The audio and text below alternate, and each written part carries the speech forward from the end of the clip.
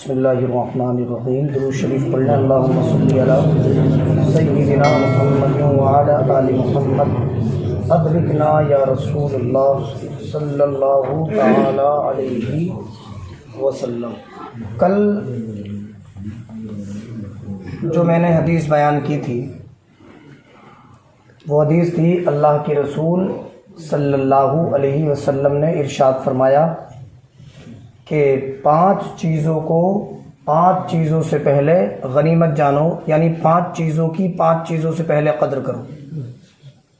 پہلی چیز تھی اپنے بڑھاپے سے پہلے اپنی جوانی کی قدر کرو، اپنی بیماری سے پہلے اپنی تندرستی کی قدر کرو، اور اپنی غریبی سے پہلے اپنی مالداری کی قدر کرو، اپنے بزی ہونے سے پہلے اپنے خالی ٹائم کی قدر کرو، اور اپنے مرنے سے پہلے اپنی زندگی کی قدر کرو۔ یہ 5 باتیں کل ہوئی تھیں، کل جو میں نے حدیث بیان کی تھی۔ آج جو میں حدیث آپ حضرات کے سامنے بیان کرنے جا رہا ہوں، یہ حدیث بھی بہت ہی اہمیت کی حامل ہے، لیکن اگر بائی چانس کسی صاحب کے یہ حدیث سمجھ میں نہ آئے یا انہیں سمجھنے میں کوئی دقت ہو تو وہ مجھ سے بعد میں اچھی طرح سمجھ سکتے ہیں۔ میں ابھی کوشش کروں گا کہ اچھے سے سمجھ میں آ جائے، اور اگر کوئی دقت آئی سمجھنے میں تو مجھ سے مل کے وہ سمجھ سکتے ہیں۔ حدیث پاک کے الفاظ دیکھیں آپ۔ عن ابی ہریرہ ان رسول اللہ صلی اللہ علیہ وسلم قال الا ان الدنیا ملعونۃ ملعون ما فیہا الا ذکر اللہ وما والاہ وعالم او متعلم، رواہ الترمذی وابن ماجہ۔ یہ حدیث ترمذی شریف میں بھی موجود ہے، اور ایک حدیث کی بڑی کتاب ہے ابن ماجہ، اس میں بھی یہ حدیث موجود ہے۔ یہ بات بھی آپ سمجھ لیں کہ اگر کوئی حدیث 6 کتابیں ایسی ہیں حدیث کی کہ ان 6 کتابوں میں اگر حدیث ہو تو وہ معتبر ہوتی ہے، بہت زیادہ معتبر ہوتی ہے۔ ایک بخاری شریف، ایک مسلم شریف، ایک ترمذی شریف، ایک نسائی شریف، ایک ابن ماجہ شریف، اور ایک موطا امام مالک۔ یہ 6 کتابیں ہیں، انہی کو کہتے ہیں صحاح ستہ۔ تو دیکھیے، حضرت ابو ہریرہ رضی اللہ تعالی عنہ سے مروی ہے، سرکار دو عالم صلی اللہ علیہ وسلم نے ارشاد فرمایا، الا، الا کا مطلب ہے سنو۔ سرکار نے اپنے صحابہ سے فرمایا الا سنو، ان الدنیا ملعونۃ ملعون ما فیہا۔ سرکار فرماتے ہیں دنیا لعنتی چیز ہے، ملعون چیز ہے، اور جو کچھ دنیا میں ہے وہ بھی ملعون ہے۔ اب سب لوگ میری طرف توجہ رکھیں۔ سرکار نے فرمایا دنیا ملعون ہے، اور جو کچھ دنیا میں ہے وہ بھی ملعون ہے۔ تو ہمیں یہاں یہ سمجھنا ہے کہ یہاں دنیا سے کیا مراد ہے۔ تو علماء نے لکھا دنیا سے مراد ہے دنیا کی وہ چیزیں جو اللہ کی یاد سے غافل کر دیں۔ ان چیزوں کے بارے میں سرکار نے فرمایا کہ دنیا کی جو چیزیں اللہ کی یاد سے غافل کر دیں، اللہ کو یاد نہ کرنے دیں، وہ ملعون ہیں۔ اس کا مطلب یہ نہیں کہ ہمارے پاس گھر ہے تو وہ بھی لعنتی ہیں، ہمارے بیوی بچے ہیں وہ بھی لعنتی ہیں، یہ نہیں۔ اچھا گھر بنانا، بیوی بچے نکاح کرنا، بچے پیدا کرنا، یہ نبیوں کی سنت ہے، تو یہ چیزیں ملعون نہیں ہو سکتی۔ لیکن ہاں، اگر ہمارا گھر ہمیں اللہ کی یاد سے غافل کرے تب وہ ملعون ہو سکتا ہے۔ اگر ہماری بیوی بچے ہماری عبادت میں روڑا بن جائیں، ہمیں اللہ کی یاد سے غافل کر دے، تب وہ بھی کیا ہو جائیں گے؟ ملعون ہو جائیں گے۔ اب حدیث سمجھ میں آ گئی۔ اللہ کے نبی نے فرمایا کہ دنیا اور جو کچھ دنیا میں ہے اگر وہ اللہ کی یاد سے غافل کرتا ہے تو وہ ملعون ہے۔ اب ہم خود اندازہ کر سکتے ہیں کہ اب وہ A to Z کوئی بھی چیز ہو، اگر وہ ہمیں اللہ کی یاد سے روکتی ہے، اللہ کی عبادت سے روکتی ہے تو وہ ملعون ہے۔ اب کیا چیزیں ملعون نہیں ہیں؟ تو وہ بھی سرکار نے فرمایا۔ سرکار فرماتے دنیا اور جو کچھ دنیا میں ہے وہ سب ملعون ہیں سوائے اللہ کے ذکر کے، سوائے اللہ کے ذکر کے۔ مطلب یہ ہے اللہ کے ذکر سے یہاں مراد ہے اللہ کی ساری عبادتیں، یہ ملعون نہیں ہے بلکہ یہ تو رحمت کا ذریعہ ہے۔ نماز پڑھیں آپ، یہ اللہ کی عبادت ہے، روزہ رکھیں اللہ کی عبادت ہے، اللہ کا ذکر کریں، سبحان اللہ الحمدللہ ماشاء اللہ پڑھیں، یہ بھی اللہ کی عبادت ہے، اللہ کا ذکر سنیں یہ اللہ کی عبادت ہے، اللہ کا ذکر کریں اللہ کی عبادت ہے، اور اللہ کے ذکر کا ذریعہ بن جائیں یہ بھی اللہ کی عبادت ہے۔ اور اللہ کو یاد کرنے کا سب سے بہترین ذریعہ کیا ہے؟ سب سے بہتر اللہ کا ذکر کیا ہے؟ تو بخاری شریف میں حدیث ہے، اللہ کے رسول صلی اللہ علیہ وسلم نے فرمایا افضل الذکر لا الہ الا اللہ محمد الرسول اللہ۔ مدینے والے آقا فرماتے ہیں سب سے بہترین ذکر، سب سے بڑھیا اللہ کا ذکر ہے لا الہ الا اللہ محمد الرسول اللہ پڑھنا، کلمہ شریف پڑھنا، یہ اللہ کا سب سے بہترین ذکر ہے۔ اور یہ کلمہ شریف کتنی عظمتوں کا حامل ہے؟ تو علماء نے لکھا اس کے اندر 24 حروف ہیں۔ لا الہ الا اللہ محمد الرسول اللہ میں کتنے حروف ہیں؟ 24 حروف۔ تو بیان کیا کہ اس میں 24 ہی حروف کیوں ہیں، 24 سے زیادہ یہ 24 سے کم کیوں نہیں؟ تو اس کا نقطہ بیان کیا ہے علماء نے کہ اللہ نے اس کلمے میں 24 حروف اس لیے رکھے کہ اللہ نے دن اور رات میں 24 گھنٹے بنائے ہیں۔ کتنے گھنٹے بنائے؟ تو اس کلمے میں بھی 24 حروف رکھ دیے تاکہ اللہ کے نبی کے گناہگار امتی اگر 24 گھنٹے میں ایک مرتبہ بھی اس کلمے کو پڑھ لیں تو اللہ تعالیٰ اس کلمے کے ایک حرف کے بدلے میں ان کے 1 گھنٹے کے صغیرہ گناہوں کی بخشش فرما دے گا۔ اتنی عظمتوں کا حامل ہے یہ کلمہ۔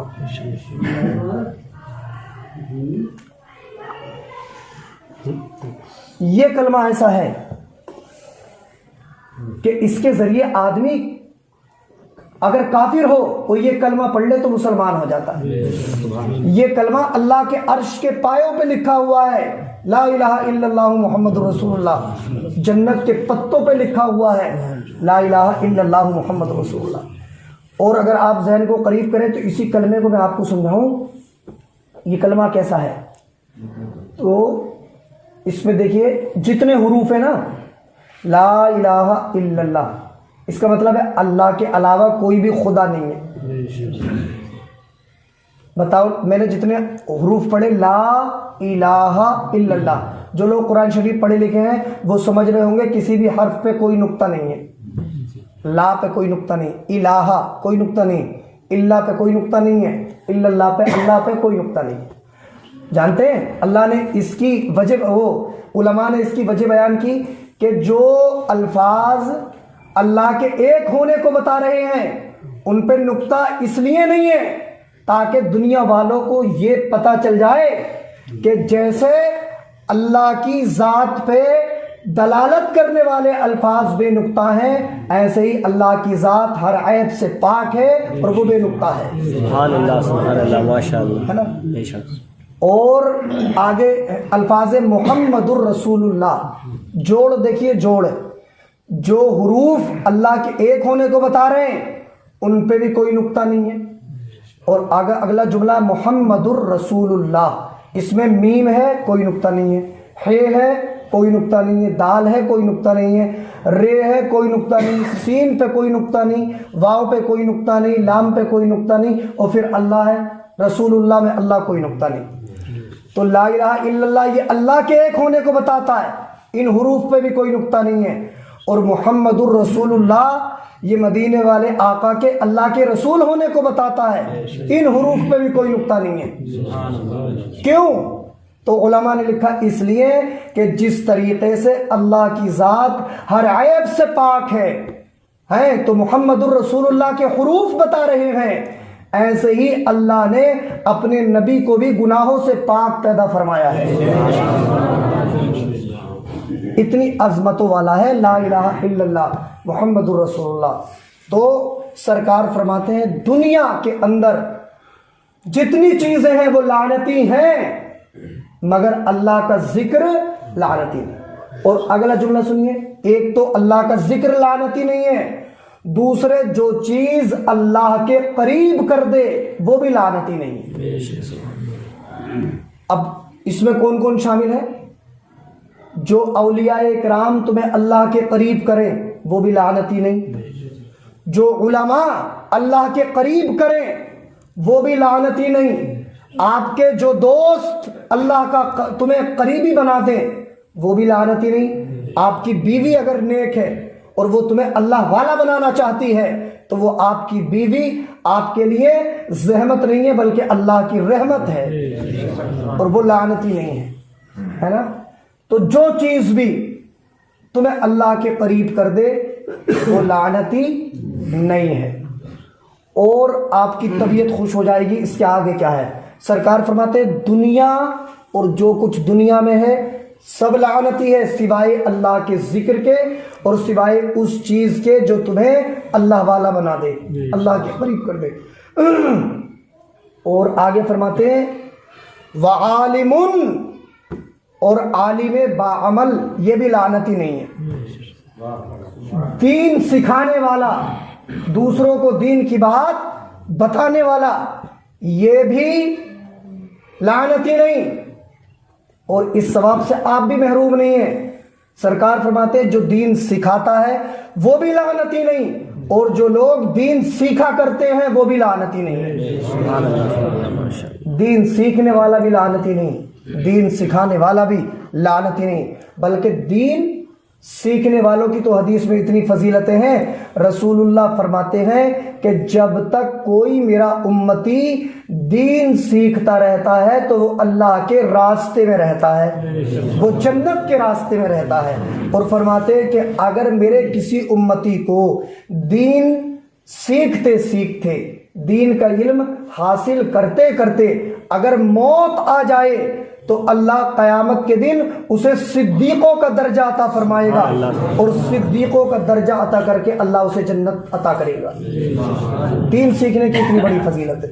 جب ہم دین سیکھیں گے تبھی تو اچھے سے نماز پڑھنا آئے گی، جب دین سیکھیں گے تبھی تو ہمیں پتہ چلے گا کہ ہم یہ کاروبار کر رہے ہیں تو اس میں کیا جائز ہے اور کیا ناجائز ہے. ورنہ اگر ہم نے دین نہ سیکھا اور ہم نمازیں پڑھتے رہے تو اگر ہم نماز پڑھ رہے ہیں اچھا کام کر رہے ہیں لیکن ہمیں یہ پتہ ہی نہیں ہے کہ اس میں صحیح کیا ہے غلط کیا ہے تو بتائیے وہ نماز کیسے قبول ہوگی؟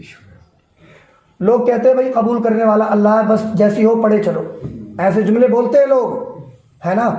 تو اللہ نے یہ بھی تو فرمایا ہے کہ دین کا علم حاصل کرو اور صحیح طریقے سے میری عبادت کرو. قیامت کے دن جب اللہ پوچھے گا اتنی لمبی تجھے 60-70 سال کی زندگی دی تھی تو نے علم دین کیوں نہیں حاصل کیا؟ تو وہاں یہ بہانہ نہیں چلے گا کہ مجھے کام بہت تھے، وہاں عذر نہیں چلے گا بلکہ وہاں جواب دینا پڑے گا اللہ تعالیٰ کو. تو جو مسئلہ ہمیں نہ آتا ہو ہم اپنے علماء دین سے پوچھیں. روزانہ ایک ایک بات بھی اگر آپ دین کی سیکھتے رہیں گے تو انشاءاللہ ایک سال میں 365 باتیں 360 باتیں آپ سیکھ جائیں گے، ہے نا. تو دین سیکھو، اس پہ عمل کی ہم بھی کوشش کریں، آپ بھی کوشش کرو اور اپنے گھر والوں کو بھی دینی باتیں سکھاؤ. اللہ تعالیٰ مجھے بھی آپ کو بھی عمل کی توفیق عطا فرمائے. جی دیکھیے صبح ایک مسئلہ آیا اور ایسا کسی کے ہاں بھی ہو سکتا ہے. اور ایک بار اور 4 سال پہلے میں نجیب آباد میں پڑھاتا تھا، تب بھی یہیں سے رودرپور سے ایک فون گیا تھا، تب بھی کسی صاحب نے غلط مسئلہ بتایا تھا اور وہ غلطی ہوئی تھی. جن لوگوں کے یہاں مرے ہوئے بچے پیدا ہوتے ہیں، بچہ مرا ہوا پیدا ہوا، جب دنیا پہ آیا تو اس نے سانس نہیں لی بلکہ ماں کے پیٹ میں ہی مر گیا. تو ایسے بچوں کے تعلق سے شریعت کا کیا حکم ہے کہ ان کا ہمیں کیا کرنا چاہیے؟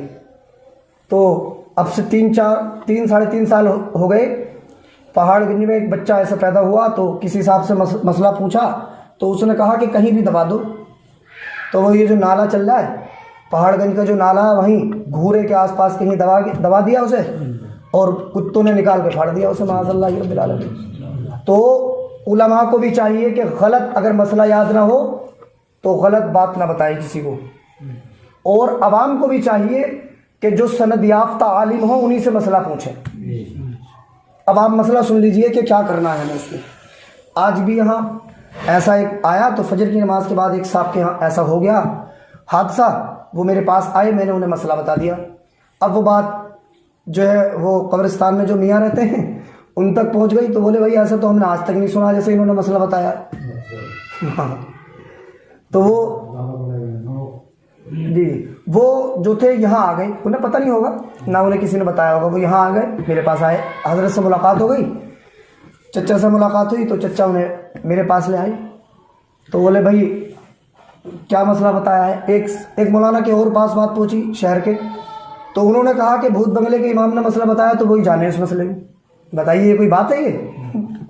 ارے بھائی تم عالم ہو تو تم مسئلہ بتاؤ، یہ کون سی بات ہوگی بھوت بنگلے کے امام نے بتایا تو وہی جانے۔ بہرحال انہیں میں نے بتایا مسئلہ آپ سن لیں اور یاد کر لیں، کہیں بھی ایسا موقع آئے آپ کے گھر میں، آپ کی رشتہ داری میں، محلے میں، بستی میں، تو آپ یہ مسئلہ بتائیں۔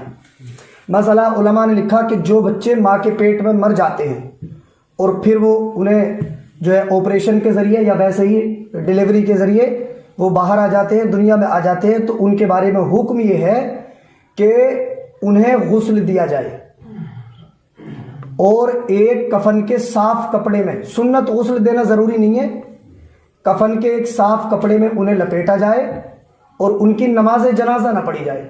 نماز جنازہ نہیں پڑھی جائے گی بس، باقی غسل دیا جائے گا، ان کا نام بھی رکھا جائے گا اور انہیں مسلمانوں کے قبرستان ہی میں دفن کیا جائے گا۔ یہ مسئلہ ہے۔ یہ مسئلہ فتووں کی بہت بڑی بڑی کتابیں جیسے کہ فتاوی عالمگیری میں بھی یہ مسئلہ موجود ہے، در مختار میں، فتاوی شامی میں، الجوہرۃ النیرہ، مطلب بہت ساری یہ فتووں کی کتابیں ہیں، ان کے اندر یہی مسئلہ موجود ہے کہ جو بچے مرے ہوئے پیدا ہوں ان کا نام رکھیں، کیونکہ قیامت کے دن ہر انسان کو اس کے نام سے پکارا جائے گا، اس کے نام سے حشر ہوگا، تو اس کا نام بھی رکھ دے اور اسے غسل بھی دے، اور غسل دے کے ایک صاف ستھرے کفن کے کپڑے میں لپیٹ کے اور ایک گڈھا کھود کے اسے مسلمانوں ہی کے قبرستان میں دفن کریں۔ یہ مسئلہ ہے، تو یہ آپ یاد کر لیں، اور اگر کہیں ایسا واقعہ پیش آئے تو اسی بات پہ عمل کریں، یہی صحیح بات ہے، یہی صحیح مسئلہ ہے۔